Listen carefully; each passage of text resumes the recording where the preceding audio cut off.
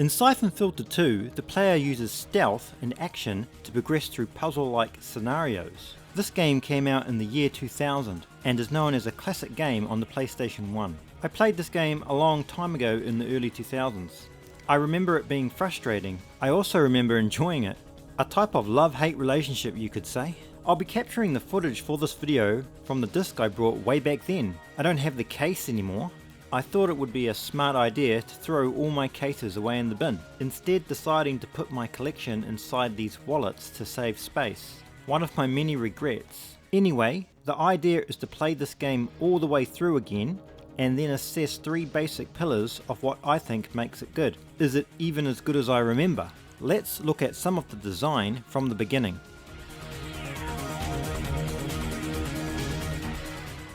The intro screen has a nice vibrant green which surrounds and illuminates its title, and emphasized further with a very nighttime black surrounding. The game is about a virus, so a nice simple demonstration of what the game is about, just by looking at this first screen here. The game starts in a plane. Trouble is in the air and your plane gets shot down for some nefarious reason. You are then forced to bail out.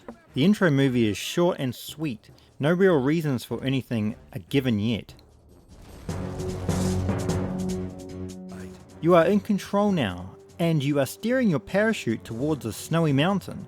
This area is very large, so I guess it's intended to let the player get used to the handling of Gabe. There are a few guys from the crash that you can talk to. First few minutes in and I'm struggling. What really doesn't help is that I've played so many games recently, my muscle memory is all over the place. It doesn't help that the games from this era tend to have very different layouts from each other. They can be quite radical in fact. Here is the button layout of this game.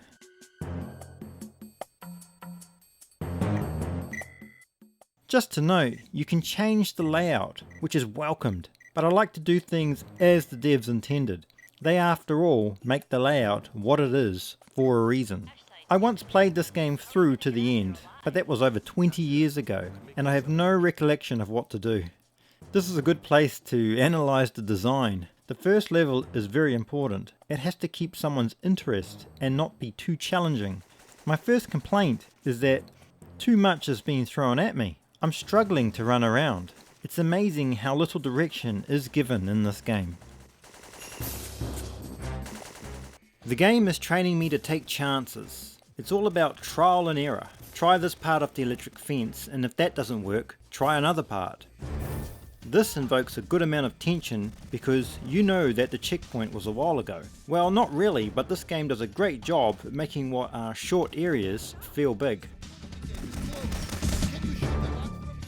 I have to get over this gap. Right now I don't know, or I don't remember, that Gabe will automatically jump if I run towards it. But I have noticed that triangle does make Gabe jump up to a ledge, but it doesn't make the player jump when in the open. So I just try running at this ledge and tapping triangle as fast as I can. I do this for about half of the game before I finally notice that it's automatic.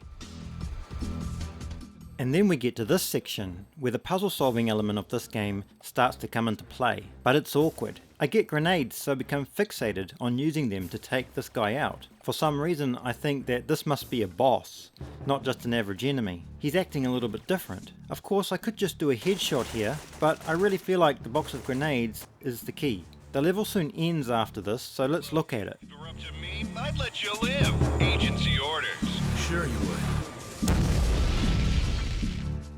For an intro to the game, this is a poor level to coach the player. It plays out as though I came directly from Syphon Filter 1 and assumes I am familiar with all the controls. For the record, I have never played Syphon Filter 1, but if I enjoy this again, maybe I'll give it a go. The level is way too hard for a beginning level. However, it does manage to keep me engaged. The first thing I notice is that the character, Gabe Logan, has a nice way about him, all carried by his voice. A nice, smooth, sexy voice. Teresa, I've got a lock on the transport's location and I'm heading down the mountain. You hear anything yet? You're gonna love this one. He's a character that I really want to try with. I want to get to know him. I like the conversations with the NPCs. As far as design goes, this has to be a pass, because to make me push through with this type of frustration, It might as well have been the only game in the world because I was playing it like it was. I find it odd how I remember very little about how to play this game. I normally jump into games from the PS1 era. This one is different.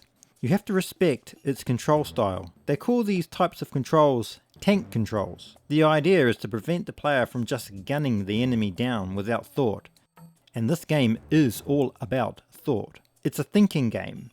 Also, the AI is limited. If the controls were to be non-tankish, then the only way the enemy would stand a chance is if they would have an unrealistic reaction time and be deadly accurate, which then would just spiral towards a chaotic shooter, and we've got enough of those right now.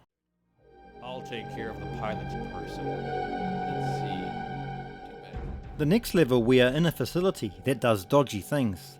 The level compresses down into smaller actions. It's less overwhelming. Its focus is stealth, and it is straightforward. Any sight onto the player is an instant mission fail. Thankfully the load times are fast. Like the mountains, I still retry over and over, but now it's a calmer environment which brings down my mental tempo, so I don't mind so much. Also, the checkpoints are closer because of that compression. This is better because I am learning to play. I am learning the rules here. Distance, movement, camera. This is what the first level should have been. Now I am feeling better about the situation. Buzz me out, Carter. Where are you going? I gotta get some air. Those government guys are giving me the creeps. Something's going on in there. Yeah, I know what you mean. They just brought up The purpose is to get the player used to the idea, to get used to the style of play, which is stealth, puzzle solving, and process of elimination, trying over and over again until solved. This level does a good job. So in these episodes, I talk about pillars that make the game good and why it is good. Sure, there are things that make the game not so good, but I don't tend to focus too much on those. So the first pillar for this game is the characters. I wouldn't say we were friends, but The story here is nothing new.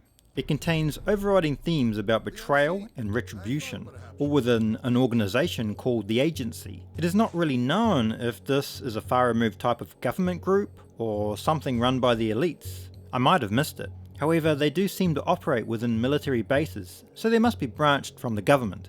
This agency has developed a bioweapon called the Syphon Filter, a virus designed discreetly to dispose of highly influential individuals with minimal collateral damage. The virus gives the game its flavor. No, I was trying to stall them. The missions are immersive and allows the player to connect with these characters. The developers are taking the players on a journey with these characters. The characters all do what they need to do.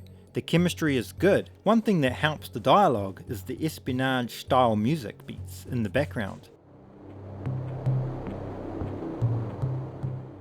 Simple performances can be effective when all the layers are somewhat clicking. I really want to speak on the sound and music of this game. Well, not just this game, maybe it's my age, but I love the music that came out of this era. Just sit back for a moment and listen to some of these tracks.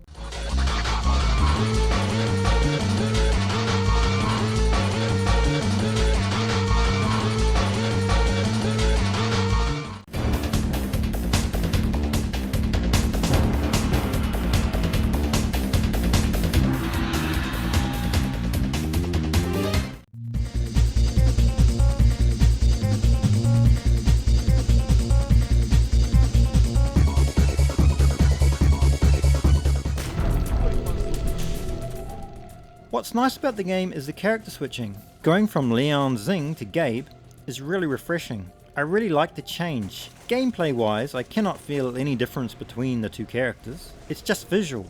At first the two are separated, and then they do come together, and then they go their separate ways again. I can only describe this as an X with gentle arches. And when looped, it looks like a double helix. This is a visual representation, in time, of how these two storylines interact.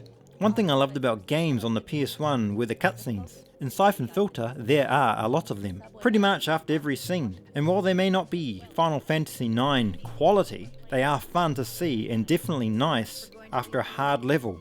A good time to take a breath, and yes, this game is difficult, so you are well beaten down and ready for them when they happen. those were awful pictures of you. Any luck yet? No, these are third generation encryption codes. This is my favourite pillar. Pillar 2. Problem solving.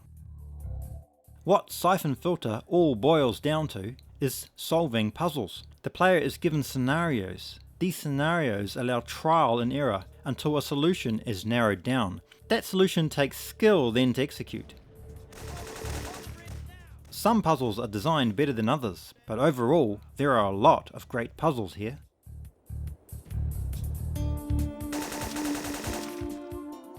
Clues are given, the areas are very empty and simple, so it's not hard to spot the puzzle pieces. There are levels that focus on action, but you are still always solving puzzles.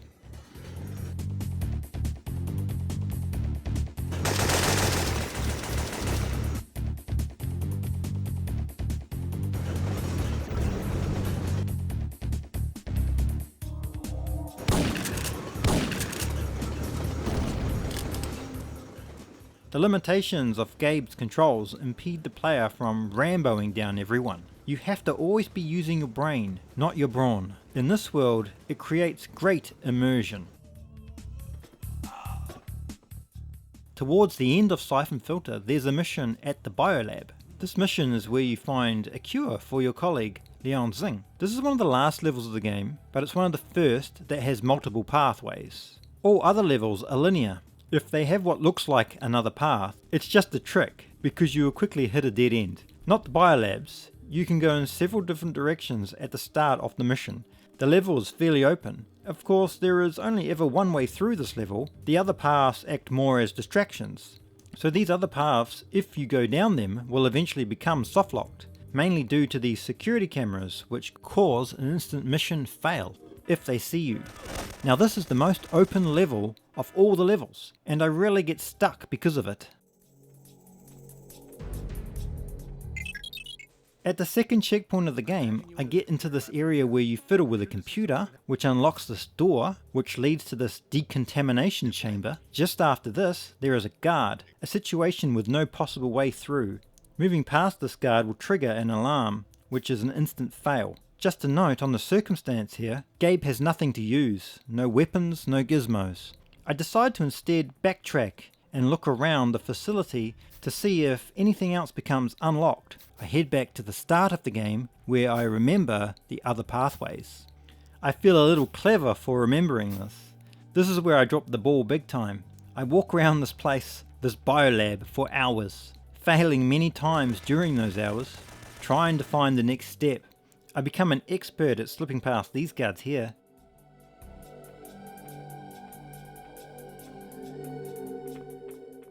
But I just can't figure it out. Where do I go? I check the map, and the area beyond where that enemy is where I have to go. So I go back there and think to myself, there must be a way past him. I believe that the enemy's vision is a cone, which is no different in the direction it is pointing, even when their animations are showing them looking around. They are still looking in the same direction, forward, but I am not sure. So laughingly, I try to sneak past this enemy. I'm trying to time his sights, him looking the other way, but I should know better. But that's what mental fatigue can drive one to. Remember when I said earlier about puzzle pieces? Well, this puzzle board happens to be quite large, so the piece evaded me for the longest time, until I decided to look at each piece carefully. This hospital bed right here is the key. It has a knife on it, and getting this knife means I can deal with this enemy. Hours I spent, and the answer was right here. The resolution of the board got too big for my little brain, and I overlooked this piece. I really should have localized the puzzle pieces, because the bed was not far from the checkpoint. Getting this knife, and I was able to deal with this enemy. In Syphon Filter, you will see the same walls and objects over and over, because the player needs to retry so often, so the levels are well utilized. The developers valued their time, and why not? It takes a long time to create these areas, so making the most of them is smart development. This could be a very important game for an aspiring game designer to play today. Games are taking so long to build. This type of game could be very profitable. You just have to have a good hook. Okay, Pillar 3, Couch Co-op. Now I remember playing the 2-player deathmatch a lot. The deathmatch here is unique because the game is unique. Remember tank controls? Here is some footage of me and my wife playing the co-op. Now she can't really play, but she gives it a go, and we do have a lot of fun. I've never played this game in my life. So this game, you might find the controls kind of difficult. Okay. But that's okay, it's just a part of it. Are we both Gabriel Logans? Because I want to be Tom Cruise. Well, that is the closest thing to Tom Cruise, Gabriel. Yeah. You can be a Russian bodyguard. Ooh. Or a terrorist. Oh my god, look at the face on that one. It's like it's got its face on the back of a shaved head. Okay, I'm on that side. Okay. Oh yeah, I see. Just stand still. No, I will never. Ah!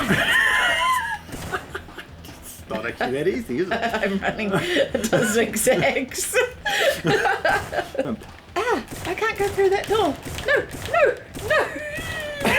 I'm stuck in a corner. Oh, come. I can't see you. I'm just running away the whole time.